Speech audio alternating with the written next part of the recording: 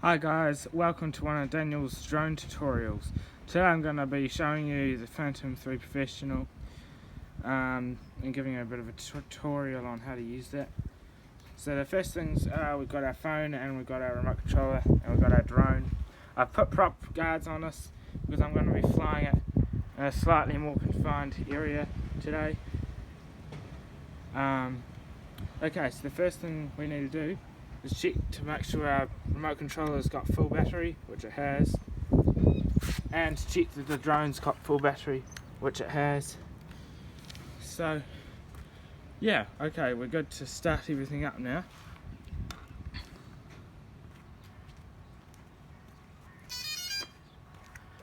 The drone will beep and it'll enter self-check mode, which is just multiple flashing lights, and it's currently warming up right now. Okay, now it's time to plug the cable from the back of the remote controller into your phone and open up the DJI Go app.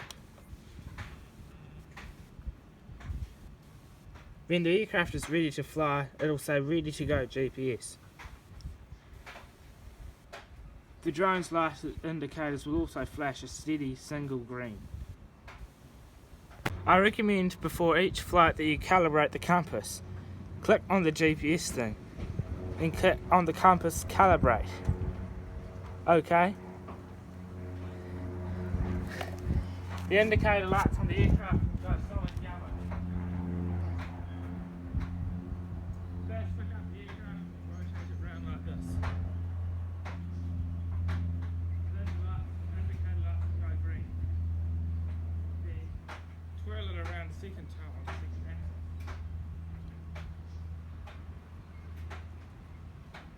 The indicator lights will go a flash of green.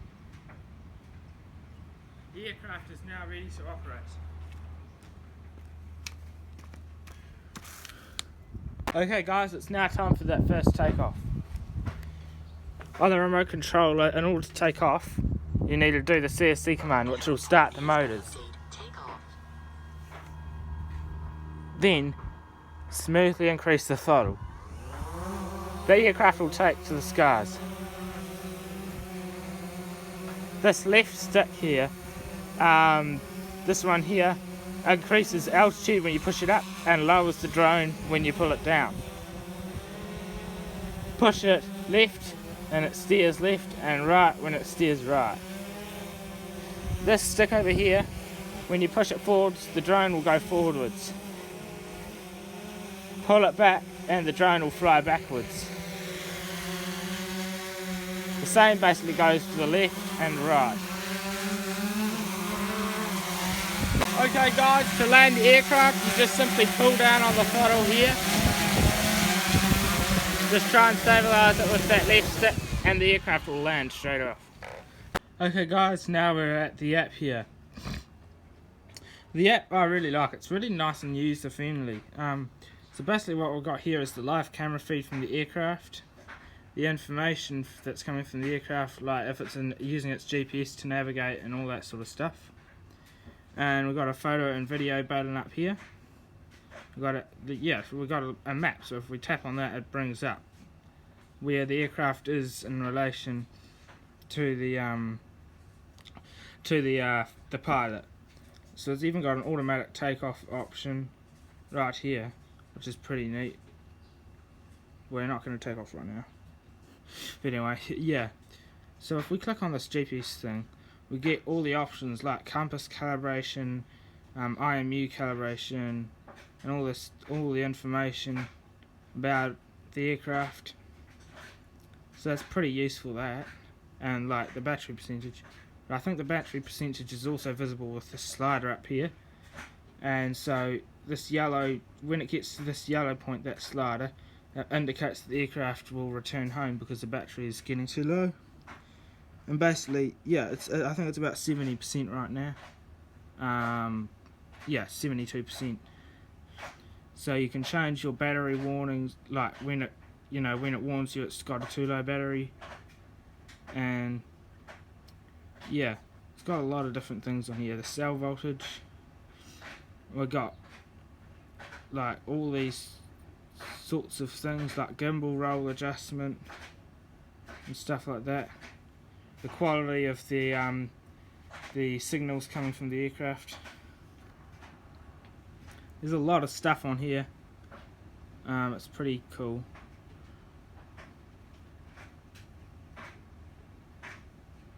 So yeah, it has all warnings that are in the past, so you can review back to them.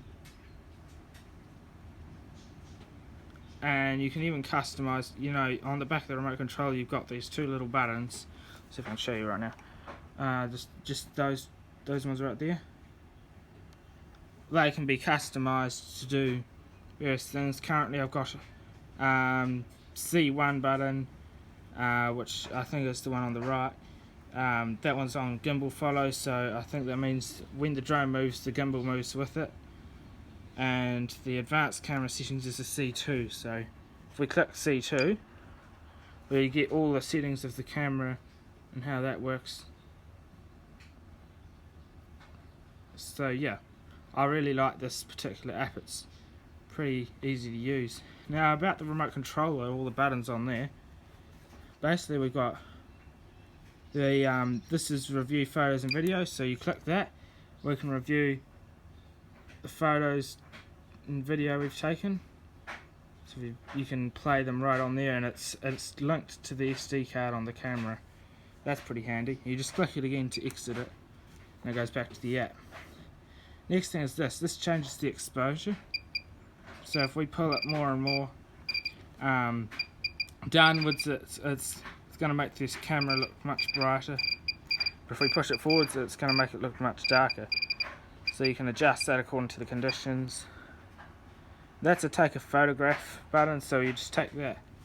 You push that button to take a photo, and it takes a photo. And on here is the video, so you click that to take a video. So yeah. Okay, so we're going to talk about the buttons on here now. That particular that little scroll wheel right there adjusts gimbal roll. So you just push it up and down to adjust basically the pitch of the gimbal, sorry, not the roll. And then up here is the flight modes, so you switch that and it basically changes the mode. Now currently it isn't using the GPS because it is set to the ATTI mode, which means no GPS, and the F. So basically there's three different modes there. And yeah, on the back of the remote controller is what you'll see. You've got your USB input where you plug your phone into, and you can use that for firmware updates as well as that, so you plug those in, and you can get HDMI straight to a screen off that one. And yeah, so this remote is pretty user friendly in my opinion. The only thing I would complain about is, well, if you look at my phone here, it's slightly off because if I pushed it any further, the two buttons on the top of it, you know, would click and then it would adjust the volume, which I don't want. But yeah, I think this app is really well designed. I'm going to show you now something called the DJI Flight Simulator. It's on here. I'll just have to find it. A canopy, yep, there it is. Okay, so we click that. Enter Flight Simulator. Okay, so what I really was surprised and glad to discover on this app is that there is actually a flight simulator. The only annoyance is that you have to have this attached to the aircraft. So basically, sorry, the remote controller needs to be turned on, of course, and the aircraft also needs to be turned on, and they need to be both linked for the simulator to actually operate. But this is just really useful thing to have if, say, you had bad weather. So you can really just practice your flying on that if the weather's too bad, say. But it really is really handy actually to have that option on there. So basically it works just like the landing.